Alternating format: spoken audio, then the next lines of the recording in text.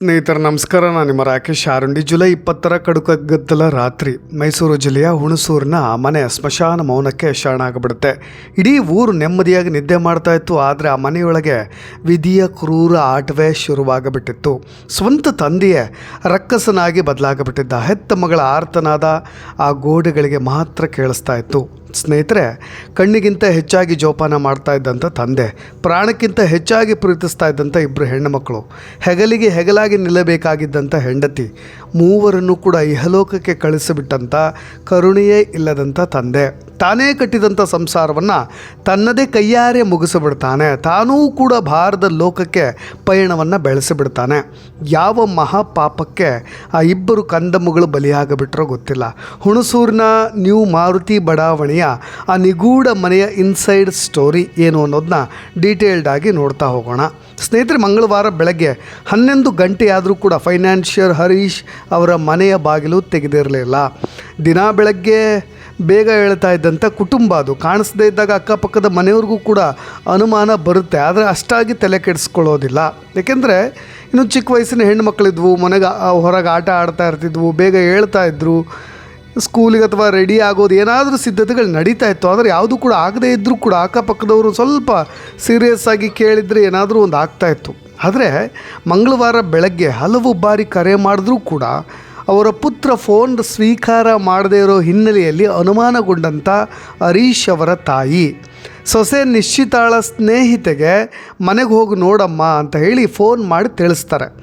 ಅವ್ರ ಮನೆಗೆ ಬಂದು ನೋಡಿದಾಗ ಶಾಕ್ ಆಗಿಬಿಡ್ತಾರೆ. ಯಾಕೆಂದರೆ ಒಬ್ಬರಲ್ಲ ಇಬ್ಬರಲ್ಲ, ಇಡೀ ಕುಟುಂಬವೇ ಉಸಿರು ನಿಲ್ಲಿಸಿರೋದು.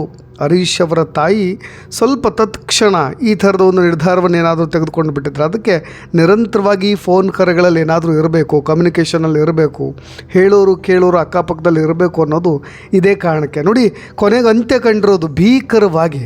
ಪೊಲೀಸ್ನವರು ಬಾಗಿಲು ಮುರಿದು ಒಳಗೆ ಹೋದಾಗ ಇಡೀ ಮನೆ ಘೋರ ದುರಂತಕ್ಕೆ ಸಾಕ್ಷಿ ಆಗಿಬಿಟ್ಟಿರುತ್ತೆ. ಇದು ಆವೇಶದಲ್ಲಿ ದಿಢೀರಂತ ಮಾಡ್ಕೊಂಡಿರ್ತಕ್ಕಂಥ ಆ ಥರ ಅಲ್ಲ. ಇದರ ಹಿಂದೆ 3 ದಿನಗಳ ಮುಂಚೆ ಸ್ಕೆಚ್ ಹಾಕಿದ್ದ. ಹರೀಶ್ ತನ್ನ ತಾಯಿಯನ್ನು ಮುಂಜಾಗ್ರತೆಯಾಗಿ ಸಂಬಂಧಿಕರ ಮನೆಗೆ ಕಳಿಸಿಬಿಟ್ಟಿದ್ದ. ತಾನಿಲ್ಲದ ಮೇಲೆ ಕುಟುಂಬ ಬೀದಿಗೆ ಬೀಳಬಾರ್ದು ಅಂದುಕೊಂಡು ಬಿಟ್ನೋ, ಅಥವಾ ತಾನೊಬ್ಬನೇ ಹೋದರೆ ಹೆಂಡತಿ ಮಕ್ಕಳು ಕಷ್ಟಪಡ್ತಾರೆ, ಅನಾಥವಾಗಿಬಿಡ್ತಾರೆ ಅಂದುಕೊಂಡೋ, ಅವ್ರನ್ನ ನೋಡ್ಕೊಳ್ಳೋರು ಯಾರೂ ಇರೋದಿಲ್ಲ ಅಂದುಕೊಂಡು ಬಿಟ್ನೋ ಗೊತ್ತಿಲ್ಲ. ಇಡೀ ಕುಟುಂಬವನ್ನೇ ಮುಗಿಸ್ಲಿಕ್ಕೆ ನಿರ್ಧಾರ ಮಾಡಿಬಿಡ್ತಾನೆ. ಆದರೆ ಆತ ಸಾವಿಗೂ ಮುನ್ನ ಆತ ಬರೆದಿಟ್ಟಿರ್ತಕ್ಕಂಥ ಸಾಲುಗಳಿದಾವಲ್ಲ, ಅವೆಲ್ಲವೂ ಕೂಡ ಎಂಥವರ ಕಣ್ಣಾಲಿಯನ್ನು ಕೂಡ ತೇವ ಮಾಡಿಬಿಡುತ್ತೆ. ಸಾಲ ಅನ್ನೋದು ಮನುಷ್ಯನನ್ನು ಎಷ್ಟು ಕ್ರೂರಿಯಾಗಿಸ್ಬೋದು, ಆರ್ಥಿಕ ಸಂಕಷ್ಟ ಎಂತಹ ಅಸನ್ಮುಖಿ ಕುಟುಂಬವನ್ನೇ ನುಂಗು ಹಾಕಿಬಿಡ್ಬೋದು ಅನ್ನೋದಕ್ಕೆ ಮೈಸೂರು ಜಿಲ್ಲೆಯ ಹುಣಸೂರು ಪಟ್ಟಣ ಸಾಕ್ಷಿ ಆಗ್ತಾ ಇರೋದು. ಸ್ನೇಹಿತರೆ, ಇವ್ರ ಕುಟುಂಬದ ಹಿನ್ನೆಲೆ ಬಗ್ಗೆ ಡೀಟೇಲ್ಡಾಗಿ ಹೇಳ್ಬಿಡ್ತೀನಿ. ನಾಡಪ್ರಭು ಕೆಂಪೇಗೌಡ ಯುವ ಪಡೆಯ ನಿರ್ದೇಶಕ ಹಾಗೂ ವಾಹನ ಮರು ವಶಪಡಿಸಿಕೊಳ್ತಕ್ಕಂಥ, ಅಂದರೆ ವೆಹಿಕಲ್ ರಿಕವರಿ ವಿಂಗ್ ಅಂತ ಇರುತ್ತಲ್ಲ, ಅದ್ರ ವ್ಯವಹಾರವನ್ನು ನಡೆಸ್ತಾ ಇದ್ದಂಥ ವ್ಯಕ್ತಿ ಹರೀಶ್. ಮೂಲತಃ ಹುಣಸೂರು ತಾಲೂಕಿನ ಸಂತೆಕೆರೆ ಕೋಡಿ ಗ್ರಾಮದವರು. ಹರೀಶ್ ಸ್ಥಳೀಯವಾಗಿ ಸ್ಯಾಡೋ ಹರೀಶ್ ಅಂತಲೇ ಪರಿಚಿತ. ಸಿನಿಮಾ ನಂಟು ಕೂಡ ಇದ್ದಿದ್ದರಿಂದ ಜೊತೆಗೆ ಲೋಕಲಿಯ ಎಲ್ಲರೂ ಕೂಡ ಕರೀತಾ ಇದ್ದಿದ್ದೆ ಸ್ಯಾಡೋ ಹರೀಶ್ ಅಂತ. ಹೊರನೋಟಕ್ಕೆ ಅತ್ಯಂತ ನೆಮ್ಮದಿಯ ಜೀವನವನ್ನು ನಡೆಸ್ತಾ ಇದ್ದಂಥವ್ರು. ಭಾಳ ಸುಭಿಕ್ಷೆಯಿಂದ ಆರ್ಥಿಕವಾಗೂ ಕೂಡ ಸಬಲರಾಗಿರ್ತಕ್ಕಂಥ, ನೋಡಿದವ್ರಿಗೂ ಕೂಡ ಹೊಟ್ಟೆ ಕಿಚ್ಚು ಬರಬೇಕು, ಎಷ್ಟು ಮಜಾ ಮಾಡ್ತಾರಪ್ಪ ಈ ಫ್ಯಾಮಿಲಿಯವರು ಅನ್ನೋ ರೀತಿಯಾಗಿ ಅಷ್ಟು ಖುಷಿಯಾಗಿದ್ದಂಥ ಕುಟುಂಬ. ಪತ್ನಿ ನಿಶ್ಚಿತ ಮತ್ತು 14 ಹಾಗೂ 8 ವರ್ಷದ ಇಬ್ಬರು ಮುದ್ದಾದ ಹೆಣ್ಣು ಮಕ್ಕಳೊಂದಿಗೆ ಸಂಸಾರ ಸುಗಮವಾಗಿ ಸಾಗ್ತಾಯಿತ್ತು. ಆದರೆ ಯಾರಿಗೂ ಕೂಡ ತಿಳಿಯದಂತೆ ಹರೀಶ್ ಆರ್ಥಿಕ ಸಂಕಷ್ಟದ ಭೀಕರ ಸುಳಿಗೆ ಸಿಲುಕಿಬಿಟ್ಟಿದ್ದಾರೆ. ರಿಯಲ್ ಎಸ್ಟೇಟ್ ಮತ್ತು ಲೇವಾದೇವಿ ವ್ಯವಹಾರದಲ್ಲಾದಂಥ ಭಾರೀ ನಷ್ಟ, ತೀರಿಸಲಾಗದಂಥ ಬ್ಯಾಂಕ್ ಸಾಲಗಳು ಆ ವ್ಯಕ್ತಿಯನ್ನು ಮಾನಸಿಕವಾಗಿ ಹಣ್ಣುಗಟ್ಟಿಸಿಬಿಟ್ಟಿದ್ದಾವೆ. ನೋಡಿ, ಇಹಲೋಕದ ನಂಟನ್ನು ತೊರಿಬೇಕು ಅಂತ ಅಡ್ಡದಾರಿಯನ್ನು ಹಿಡೀಲಿಕ್ಕೆ ಹರೀಶ್ ಕೆಲವು ದಿನಗಳ ಹಿಂದೆ ಮಾಸ್ಟರ್ ಪ್ಲಾನನ್ನು ಮಾಡ್ತಾನೆ. ಮನೆಯಲ್ಲೇ ಇದ್ದಂಥ ತನ್ನ ವೃದ್ಧ ತಾಯಿಯನ್ನು 3 ದಿನಗಳ ಮುಂಚಿತವಾಗಿ ಸಂಬಂಧಿಕರ ಮನೆಗೆ ಒತ್ತಾಯಪೂರ್ವಕವಾಗಿ ಕಳುಹಿಸಿಕೊಡ್ತಾನೆ. ಸೋಮವಾರ ತಡರಾತ್ರಿ ಇಡೀ ನಗರ ನಿದ್ರೆ ಮಾಡ್ತಾ ಇದ್ದಾಗ ಆ ಕರಾಳ ಕೃತ್ಯ ನಡೆದು ಹೋಗಿಬಿಡುತ್ತೆ.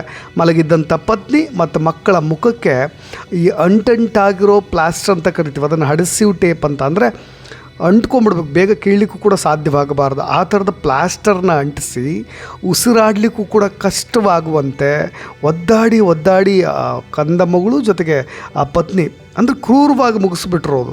ಅವ್ರು ಯಾವಾಗ ಒದ್ದಾಡಿ ಇಹಲೋಕಕ್ಕೆ ಉಸಿರನ್ನು ಚೆಲ್ಲಿಬಿಡ್ತಾರೋ ಅದಾದ ಮೇಲೆ ಈತನೂ ಕೂಡ ಮೊದಲ ಮಹಡಿಯ ಕೋಣೆಗೆ ತೆರಳಿ ತಾನೂ ಕೂಡ ಉರುಳಿಗೆ ಕೊರಳನ್ನು ಒಡ್ಡಿ ಜವರಾಯನಿಗೆ ಶರಣಾಗಿ ಬಿಡ್ತಾನೆ.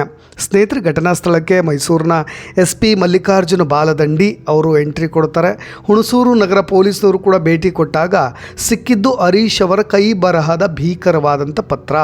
ಆ ನೋಟ್ನಲ್ಲಿ ಹರೀಶ್ ಬರೆದಿದ್ದಂಥ ಅತ್ಯಂತ ವ್ಯವಸ್ಥಿತವಾದಂಥ ಅಂಶಗಳು ಪೊಲೀಸರನ್ನೇ ಬೆಚ್ಚಿ ಬೀಳಿಸ್ತಾ ಇದ್ದಾವೆ. ಅಂದರೆ ಆತ ಎಲ್ಲವನ್ನೂ ಕೂಡ ಡಿಟೇಲ್ಡಾಗಿ ಬರೆದಿಟ್ಟು ಹೋಗಿಬಿಟ್ಟಿದ್ದಾನೆ. ನನ್ನ ಆಸ್ತಿ ಪತ್ರಗಳು ಇಲ್ಲಿದ್ದಾವೆ, ಪ್ರಮುಖವಾದಂಥ ದಾಖಲೆಗಳು ಈ ಲಾಕರ್ನಲ್ಲಿದ್ದಾವೆ, ಲಾಕರ್ನ ಕೀ ಈ ಜಾಗದಲ್ಲಿದೆ, ದಯವಿಟ್ಟು ಇವುಗಳನ್ನು ನಾನು ಉಲ್ಲೇಖಿಸಿದ ವ್ಯಕ್ತಿಗೆ ತಲುಪಿಸಿ, ನಾನು ಸತ್ತ ಮೇಲೂ ಕೂಡ ತನ್ನ ಆಸ್ತಿ ಮತ್ತು ಸಾಲದ ಜವಾಬ್ದಾರಿ ಯಾರಿಗೆ ಸೇರಬೇಕು ಅನ್ನೋ ಅಂಥ ಎಲ್ಲ ಪ್ರಮುಖವಾದಂಥ ಅಂಶಗಳನ್ನು ಪತ್ರದಲ್ಲಿ ಸ್ಪಷ್ಟವಾಗಿ ಉಲ್ಲೇಖ ಮಾಡಿದ್ದಾನೆ. ನೋಡಿ, ಹರೀಶ್ ಬರೆದಿಟ್ಟಂಥ ಆಸ್ತಿ, ಸಾಲ ಮತ್ತು ಆರ್ಥಿಕ ವ್ಯವಹಾರಗಳ ವಿವರಗಳನ್ನು ಕೂಡ ದಾಖಲು ಮಾಡಿದ್ದು, ಮನೆಯನ್ನು ಅಡವಿಟ್ಟು ಪಡೆದಿರ್ತಕ್ಕಂಥ ಸಾಲ, ತಾಯಿಗೆ ಬರಬೇಕಾದಂಥ ಪಾಲು, ಸಹೋದರರಿಗೆ ಸೇರಬೇಕಾದಂಥ ಆಸ್ತಿಯ ಬಗ್ಗೆ ಮೆನ್ಷನ್ ಮಾಡಿರೋದು, ತಮ್ಮೆಲ್ಲ ಆಸ್ತಿ ಮತ್ತು ವ್ಯವಹಾರಗಳ ದಾಖಲೆಗಳನ್ನು ಲಾಕರ್ನಲ್ಲಿ ಇಟ್ಟಿದ್ದೀನಿ ಅಂತ ತಿಳಿಸಿ ಅವುಗಳನ್ನು ಪತ್ನಿಯ ತಂದೆ ಕುಳ್ಳೇಗೌಡ ಅವರಿಗೆ ಹಸ್ತಾಂತರಿಸುವಂತೆ ಕೋರಿದ್ದಾರೆ, ಅಂದರೆ ಮಾವನವರಿಗೆ.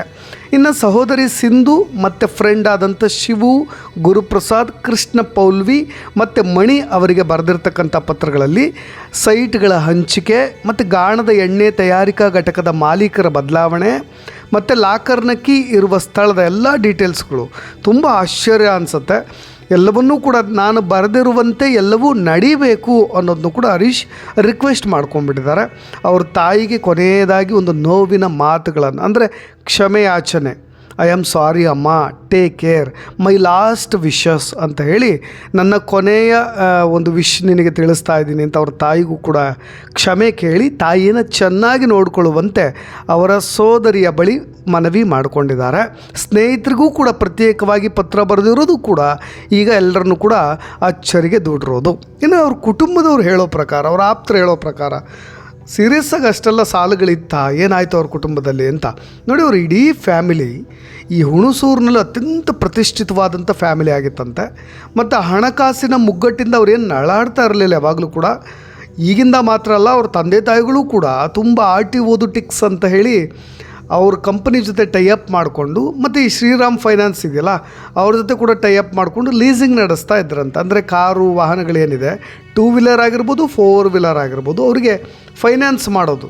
ಮತ್ತು ಅದನ್ನು ವಾಪಸ್ ಶ್ರೀರಾಮ್ ಫೈನಾನ್ಸ್ ಅವರು ಏನಾದರೂ ಮಾಡಿಬಿಟ್ರೆ ಅಥವಾ ಮುಟ್ಟುಗೋಲು ಮಾಡಿಕೊಂಡು ಕೂಡ ಅವ್ರಿಗೆ ಫೈನಾನ್ಸ್ ಮಾಡೋವಂಥ ಕೆಲಸಗಳನ್ನೇ ಅವ್ರು ಮಾಡ್ತಾಯಿದ್ರು. ಅಂದರೆ ಆ ಥರದ ಒಂದು ಕೆಲಸ ಮಾಡ್ತಾಯಿದ್ರು ಅನ್ನೋ ಮಾಹಿತಿ. ಅಂದರೆ ಯಾವುದೇ ಆರ್ಥಿಕ ತೊಂದರೆ ಇರಲಿಲ್ಲ, ಸ್ವಲ್ಪ ಮದ್ಯಪಾನ ವ್ಯಸನಿ ಆಗಿದ್ದರು ಈ ಹಿಂದೆ.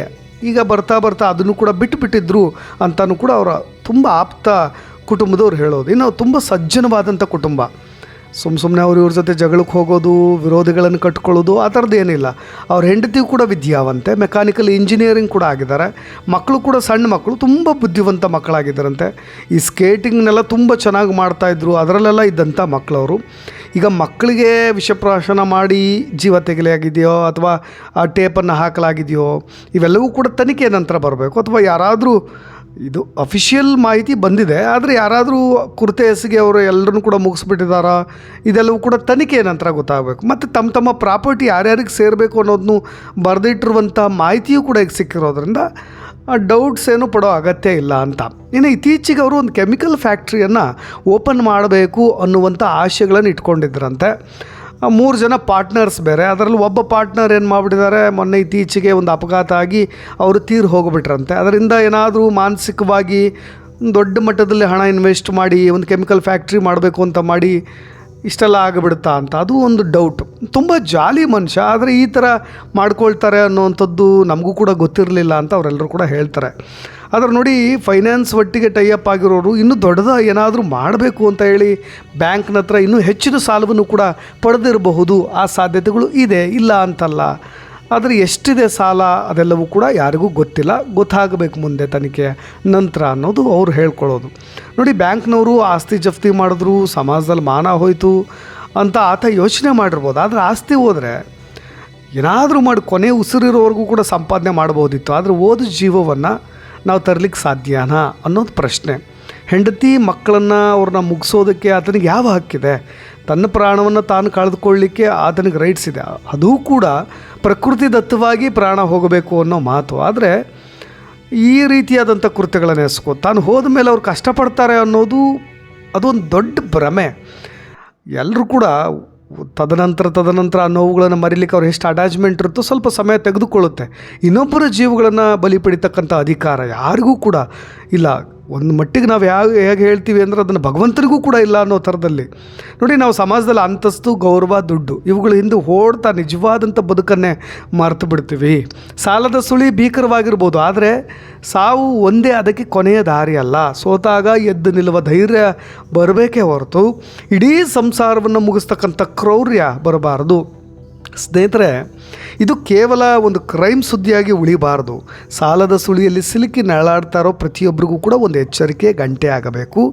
ಬದುಕು ಅನ್ನೋದು ಒಂದೇ ಇರೋದು, ಅದನ್ನು ಹೋರಾಡಿ ಗೆಲ್ಲಬೇಕೇ ಹೊರತು ದುಡುಕಿನ ನಿರ್ಧಾರಗಳಿಗೆ ಬಲಿಯಾಗದಿರಬಾರ್ದು ಅನ್ನೋದೇ ನನ್ನ ಒಂದು ಪುಟ್ಟ ಸಲಹೆ ಅಂತ ಹೇಳ್ತಾ, ಇನ್ನಷ್ಟು ಅಪ್ಡೇಟ್ಸ್ಗಳೊಂದಿಗೆ ಮತ್ತೆ ಬರ್ತೀನಿ. ನಾನು ರಾಕೇಶ್ ಆರಿಂಡಿ. ನಿಮ್ಮ ಕಮೆಂಟ್ಸ್ ಕೂಡ ತುಂಬ ಇಂಪಾರ್ಟೆಂಟ್ ಆಗುತ್ತೆ. ಈ ಘಟನೆಗೆ ಸಂಬಂಧಪಟ್ಟಾಗ ಏನಾದರೂ ನೀವು ಸಲಹೆಗಳನ್ನು ಕೊಡೋದಿದ್ದರೆ ಕಮೆಂಟ್ಸ್ನಲ್ಲಿ ತಿಳಿಸ್ಬೋದು ಅಂತ ಹೇಳ್ತಾ ಧನ್ಯವಾದ.